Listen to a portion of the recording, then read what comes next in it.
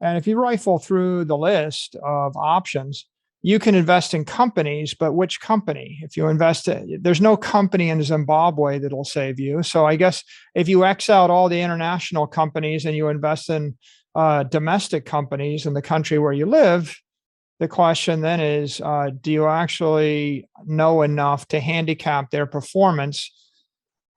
98% of the companies are actually not monopolies, which means that they're getting eaten by Google, Apple, Amazon, Facebook.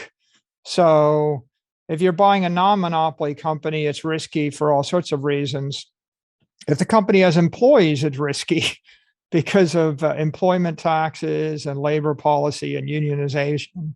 If the company manufactures things and moves them cross borders, it's risky because you end up with tariff barriers. It may be, if you manufactured great stuff in China, you can't bring it to the US. Maybe it gets banned.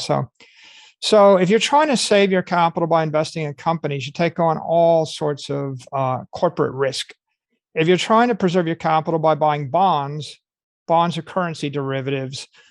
They're valued based on cash flows. So if the dollar supply increases by 15% a year, you have to discount the bond cash flows by 15% a year. That means that every 5 years or so, they're worth half as much. So there's a risk with currencies. There's the obvious risk with bonds. There's a risk with stocks.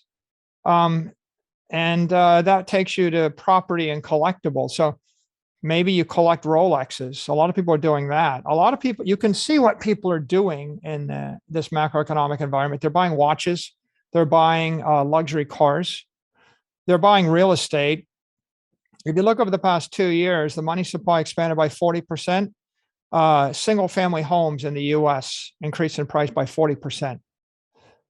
So it looks in the near term, over 2 years, like single family homes are a pretty good inflation hedge. Bitcoin's performed better than single family homes in that time frame. But now we're stuck with this issue of, well, are single family homes an inflation hedge over a decade?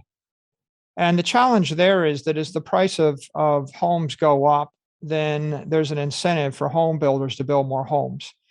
So commodities, they have an appeal, but if you can produce more of a commodity, then if I increase the price by a factor of 10, I increase the incentive to build that thing by a factor of 10 to pay for wear and tear, hurricane insurance, electricity, repainting, whatever there might be. So if you take 4% a year of the purchase price, that means that you have to come up with 40% of the purchase price over a decade to maintain it. Bitcoin's not going to cost you 40% of its purchase price to hold it for a decade. So the maintenance cost on digital property is lower than the maintenance cost on physical property. The scarcity on a digital commodity, well, that's a function of the protocol and the integrity of the protocol. So if I create a product like Dogecoin and I know I'm going to print more Dogecoin every year, right? It's not quite 5% inflation a year, but it's an inflating supply. Well, then you don't have a hard cap. You've got an increasing supply. It'll continue to increase in supply forever. That's an uncertainty. If a small group of people can change the protocol, that's another uncertainty. The reason that we don't trust stocks as money over 100 years is because the board of directors and the CEO can change the supply of the stock. So Apple might be a good company, but if the CEO of Apple changes, the new CEO might double the supply of the stock. And so it doesn't necessarily make a good currency or a good money over the long term.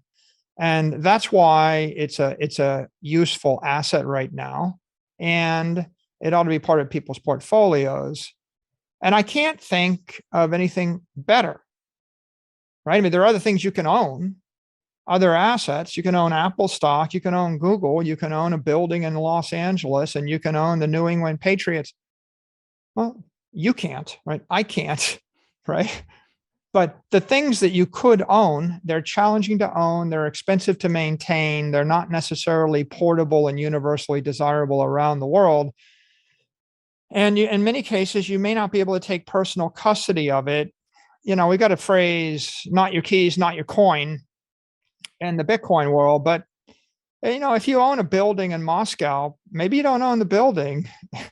If the mayor of Moscow turns against you, and if you have a yacht in the south of France and you're Russian, maybe you don't own the yacht. And if you have granaries in the Ukraine and a war breaks out, maybe you don't own a farm. And so most things, they live in a political domain or in a physical domain where your ownership rights are questionable. And you have to at least discount them with some risk, depending upon your citizenship and your own location, and then the type of entity you are.